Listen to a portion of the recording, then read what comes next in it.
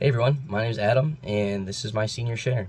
So it's hard to believe it's already time to make this video. I can't believe it. The years have just flown by, but yet here we are. The time has come.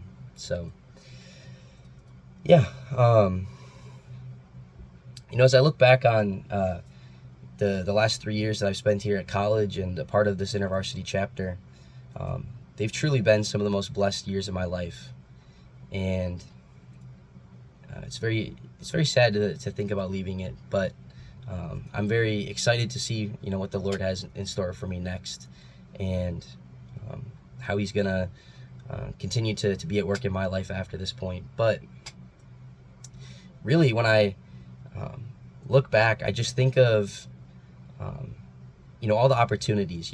I look back and I see all the opportunities that God presented me in my time here, and I think of both the ones that I accepted and that I jumped at, but also there were some opportunities that I said no to, that I pushed off, and you look back 3 years later and you realize that there's a finite number of every opportunities. Like, some opportunities you only get so many times. And so, like, a good example of this is one of my favorite things that InterVarsity does, and one of the ways that I have just experienced so much growth in my spiritual life and in community, as well as through like conferences and things that we do. So many of them, in addition, so many of the memories that I'm going to take from college are from winter retreats and fall conferences and chapter camp. Like, those are memories that I cherish, that I'm going to take with me forever. But, like, I think of some of the opportunities that I didn't take, my freshman year, I was invited to, come to fall conference, just kind of like everyone is.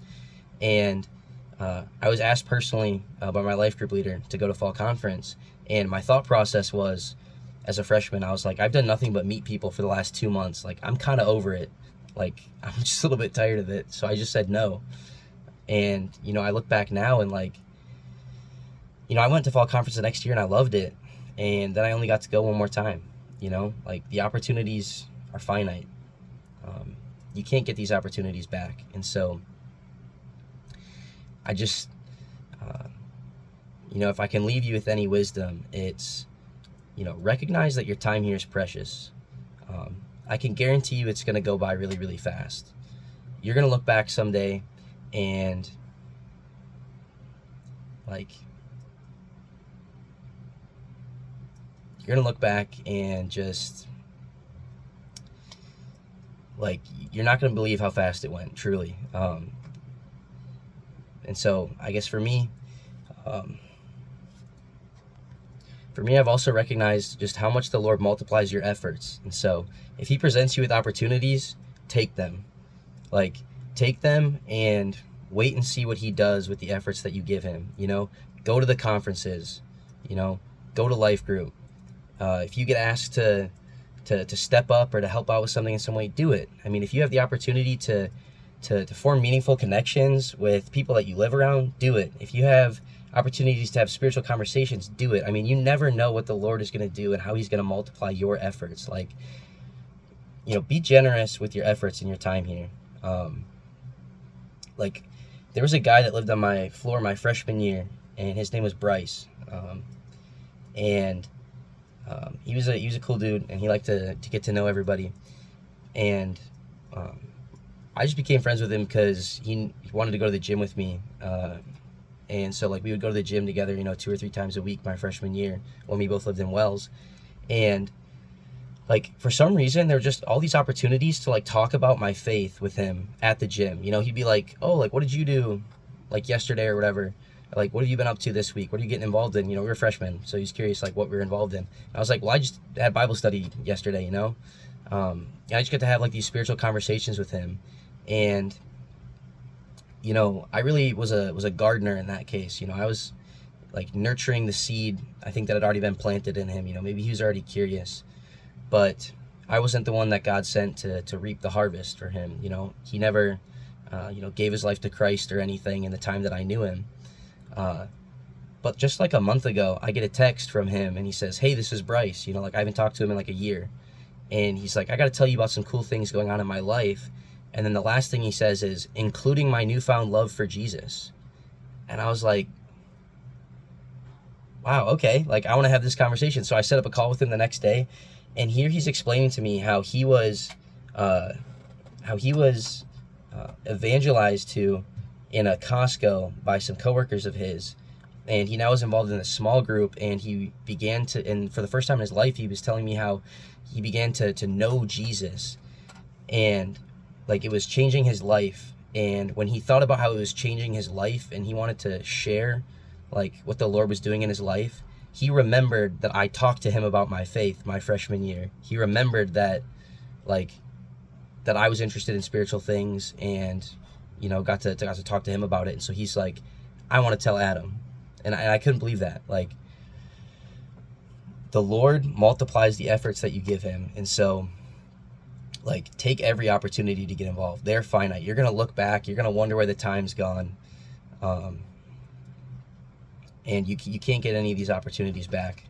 For all of us, college is a finite period of time, and it's not to be squandered.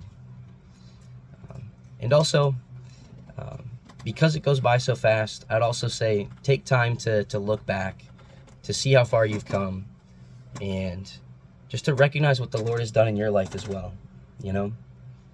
Recognize that like the journey is important, and the journey is significant. And so, think back on the fond memories, the times when you had a vulnerable conversation, or you got to have a spiritual conversation with someone you barely knew, or things like that. And just recognize just how much the Lord is at work. Recognize how much he has used the efforts of those around you and multiplied them to bring spiritual fruit in your own life, to bring spiritual fruit in the lives of others. But it's just beautiful to think about all the ways that God is at work. And so I'd encourage you, because it goes so fast, take time to look back as well.